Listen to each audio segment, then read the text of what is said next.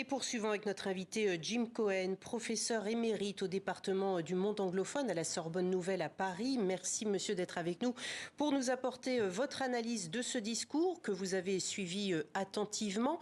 Comment l'avez-vous trouvé hier soir, Joe Biden ? Je l'ai trouvé plutôt fort. Il avait besoin de montrer de la force. Il avait besoin de répondre à beaucoup de bavardage autour de son âge. Il a pas mal écarté ce problème avec humour, en montrant que ce n'était pas toujours un problème, même pas un problème du tout, parce qu'il a non seulement un bilan à défendre, mais aussi beaucoup de projets à proposer, un vrai projet social, peut-on dire, et qui est vraiment l'exact contraire de ce qu'on voit en face.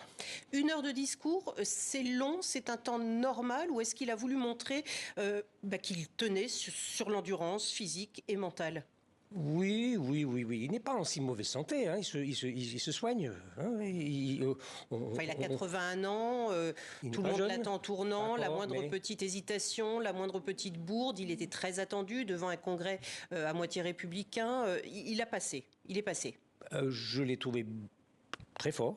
Je l'ai trouvé une petite hésitation d'une demi-seconde de temps en temps, mais disons que la force du message était plein et entier. Alors, tout le monde s'accorde à dire qu'il a attaqué son rival avec une férocité rare. Il s'est posé en défenseur de la démocratie américaine et de ses valeurs. Il a abordé notamment le droit à l'avortement. Il est revenu sur l'Ukraine, relativement peu sur l'immigration, qui est pourtant un thème de campagne majeur dans cette campagne. Il en a parlé, certes, mais on l'attendait peut-être davantage sur ce point-là. Écoutez, sur l'immigration, c'était pas le principal, disons, mais il a quand même fait sentir aux républicains qui étaient réunis.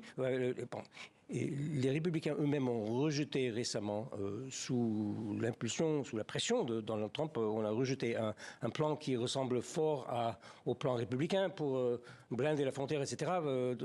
Biden était prêt à signer, mais c'est les républicains eux-mêmes qui ont refusé. Donc il a signalé cette contradiction avec pas mal d'humour et de défiance face aux républicains.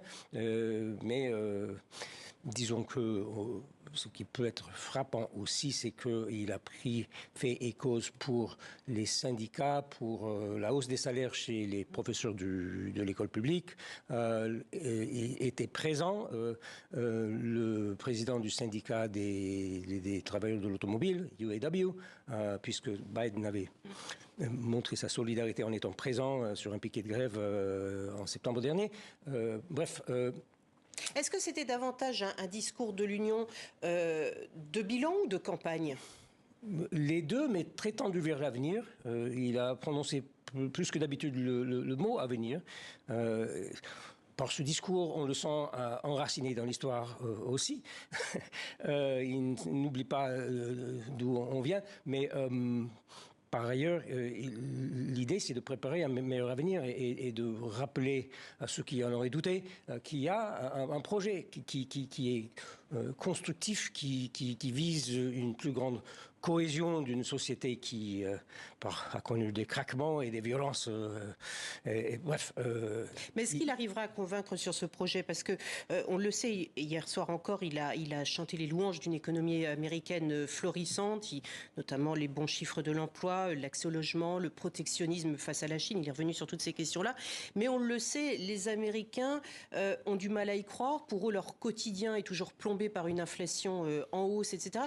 Comment l'Américain qui va voter en novembre ne parvient-il pas à voir justement ces prouesses de l'économie américaine ? Il y a beaucoup de théories autour de ce décalage que vous signalez là. Je n'ai pas une idée très précise de l'explication. Tout ce que je sais, c'est que la campagne ne fait que commencer.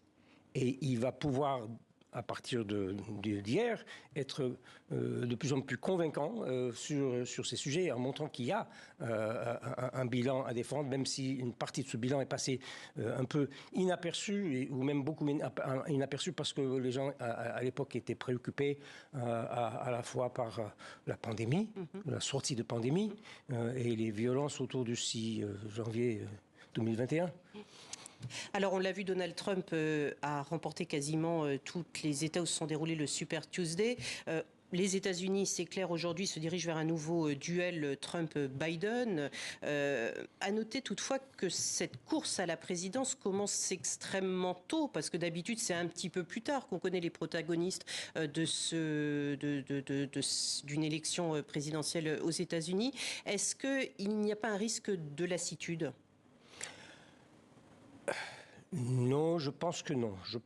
Je pense qu'il y aura dans cette élection beaucoup de mobilisation des deux côtés, parce que les marges sont serrées dans les États clés, etc. On fera tout pour mobiliser des deux côtés.